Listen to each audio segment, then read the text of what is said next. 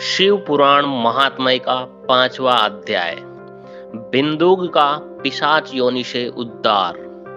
सूत जी बोले, शौनक, एक दिन चंचुला आनंद में मग्न उमा देवी के पास गई और दोनों हाथ जोड़कर उनकी स्तुति करने लगी।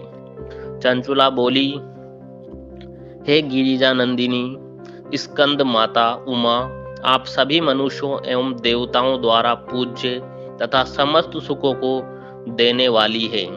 आप शंभु प्रिया है, आप ही सगुणा और निर्गुणा है।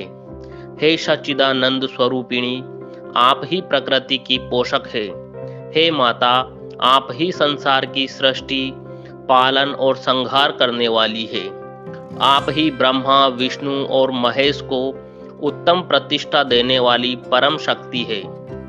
सूत जी कहते हैं, शौनक, सद्गति प्राप्त चंचुला इस प्रकार देवी की स्तुति कर शांत हो गई। उसकी आंखों में प्रेम के आंसू उमड़ आए। तब शंकर प्रिया भक्त वत्सला उमा देवी ने बड़े प्रेम से चंचुला को चुप कराते हुए कहा, सखी चंचुला, मैं तुम्हारी स्तुति से प्रसन्न हूँ। बोलो, क्या वर मांगती हो? चंचुला बोली, हे गिरिराज कुमारी, मेरे पति बिंदुग इस समय कहाँ है? उनकी कैसी हुई है? मुझे बताइए और कुछ उपाय कीजिए ताकि हम फिर से मिल सकें। हे महादेवी, मेरे पति एक शूद्र जाति वेश्या के प्रति आसक्त थे और पाप में ही डूबे रहते थे। गिरिजा बोली, बेटी, तुम्हारा पति बिंदुग बड़ा पापी था। उसका अंत बड़ा भयानक हुआ। वेश्या का उपभोग करने के कारण वह मूर्ख नरक में अनेक वर्षों तक अनेक प्रकार के दुख भोग कर अब शेष पाप को भोगने के लिए विंध्य पर्वत पर पिशाच की योनि में रह रहा है। वह दुष्ट वहीं वायु पीकर रहता है और सब प्रकार के कष्ट सहता है। सूत जी कहते हैं, शौनक, गौरी देवी की यह बात सुनकर चंचुला अत्यंत दुखी हो गई। फिर मन को किसी तरह स्थिर करती हुई दुखी हृदय से मां गौरी से उसने एक बार फिर पूछा, हे महादेवी, मुझ पर कृपा कीजिए और मेरे पापी पति का अब उद्धार कर दीजिए। कृपा करके मुझे वह उपाय बताइए जिससे मेरे पति को उत्तम गति प्राप्त हो सके। गौरी देवी ने कहा, यदि तुम्हारा पति बिंदुग शिव पुराण की पुण्यमयी उत्तम कथा सुने तो वह इस दुर्गति को पार करके उत्तम गति का भागी हो सकता है। अमृत के समान मधुर गौरी देवी का यह वचन सुनकर चंचुला ने दोनों हाथ जोड़कर मस्तक झुकाकर उन्हें बारंबार प्रणाम किया तथा प्रार्थना की कि मेरे पति को शिव पुराण सुनाने की व्यवस्था कीजिए।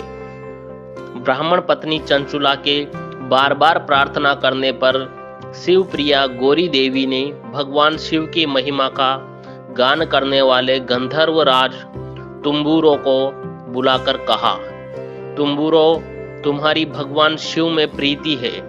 तुम मेरे मन की सभी बातें जानकर मेरे कार्य को सिद्ध करते हो। तुम मेरी इस सखी के साथ विंध्य पर जाओ। वहां एक महाघोर और भयंकर पिशाच रहता है। पूर्व जन्म में वह पिशाच बिंदुग नामक ब्राह्मण मेरी इस सखी चंचुला का पति था। वह वेश्यागामी हो गया। उसने स्नान, संध्या आदि नित्य कर्म छोड़कर अपवित्र रहने लगा।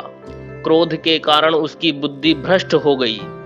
दुर्जनों से उसकी मित्रता और सज्जनों से द्वेष बढ़ गया था। वह अस्त्र शस्त्र से हिंसा करता, लोगों को सताता और उनके घरों में आग लगा देता था। चांडालों से दोस्ती करता, वह रोज वेश्या के पास जाता था। पत्नी को त्याग कर दुष्ट लोगों से दोस्ती कर उन्हीं के संपर्क में रहता था। वह मृत्यु तक दुराचार में फंसा रहा। मृत्यु के बाद उसे पापियों के भोग स्थान यमपुर ले जाया गया। वहां घोर नरकों को सहकर इस समय वह विंध्य पर्वत पर पिशाच बनकर रह रहा है और पापों का फल भोग रहा है। तुम उसके सामने परम पुण्यमयी पापों का नाश करने वाली शिव पुराण की दिव्य कथा का प्रवचन करो। इस कथा को सुनने से उसका हृदय सभी पापों से मुक्त होकर शुद्ध हो जाएगा और वह प्रेत योनि से मुक्त हो जाएगा। दुर्गति मुक्त होने पर उस बिंदुक नामक पिशाच को विमान पर बिठाकर तुम भगवान शिव के पास ले आना। सूत जी कहते हैं, शौनक, माँ उमा का आदेश पाकर गंधर्वराज तुम्बुरो प्रसन्नता पूर्वक अपने भाग्य की सराहना करते हुए चंचुला को साथ लेकर विमान से पिशाच के निवास स्थान विंध्य पर्वत गया। वहां पहुंचकर उसने उस विकराल आकृति वाले पिशाच को देखा। उसका शरीर विशाल था, उसकी ठोड़ी बड़ी थी। वह कभी हंसता, कभी रोता और कभी उछलता था। महाबली तुम्बुरो ने बिंदुक नामक पिशाच को पासों से बांध लिया। उसके पश्चात तुम्बुरो ने शिव पुराण की कथा बांचने के लिए स्थान तलाश कर मंडप की रचना की। शीघ्र ही इस बात का पता लोगों को चल गया कि एक पिशाच के उद्धार हेतु देवी पार्वती की आज्ञा से तुम्बुरो शिव पुराण की अमृत कथा सुनाने विंध्य पर्वत पर आया है। उस कथा को सुनने के लोभ से बहुत से देवर्षि वहां पहुंच गए। सभी को आदर पूर्वक स्थान दिया गया। पिशाच बिंदुक को पाशों में बांधकर आसन पर बिठाया गया और तब तुम्बुरो ने परम उत्तम शिव पुराण की अमृत कथा का गान शुरू किया। उसने पहले विधेश्वर संहिता से लेकर 7वीं वायु संहिता तक शिव पुराण की कथा का स्पष्ट वर्णन किया। सातों संहिताओं सहित शिव पुराण को सुनकर सभी श्रोता कृतार्थ हो गए। परम पुण्यमय शिव पुराण को सुनकर पिशाच सभी पापों से मुक्त हो गया और उसने पिशाच शरीर का त्याग कर दिया। शीघ्र ही उसका रूप दिव्य हो गया। उसका शरीर गौर वर्ण का हो गया। शरीर पर श्वेत वस्त्र एवं पुरुषों के आभूषण आ गए। इस प्रकार दिव्य देहधारी होकर बिंदुक अपनी पत्नी चंचुला के साथ स्वयं भी भगवान शिव का गुणगान करने लगा। उसे इस दिव्य रूप में देखकर सभी को बहुत आश्चर्य हुआ। उसका मन परम आनंद से परिपूर्ण हो गया।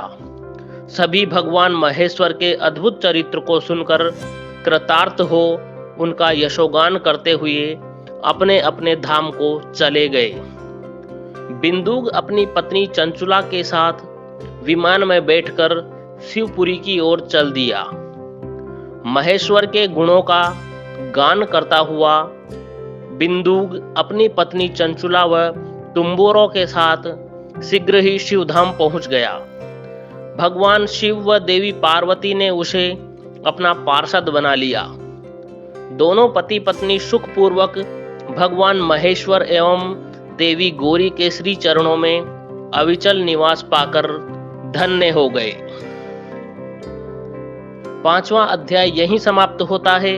अगर आप हमारे चैनल पर पहली बार आए हैं तो 6ठा अध्याय सुनने के लिए चैनल को सब्सक्राइब जरूर कर लें ताकि अगले वीडियो की नोटिफिकेशन आपको मिल सके। धन्यवाद।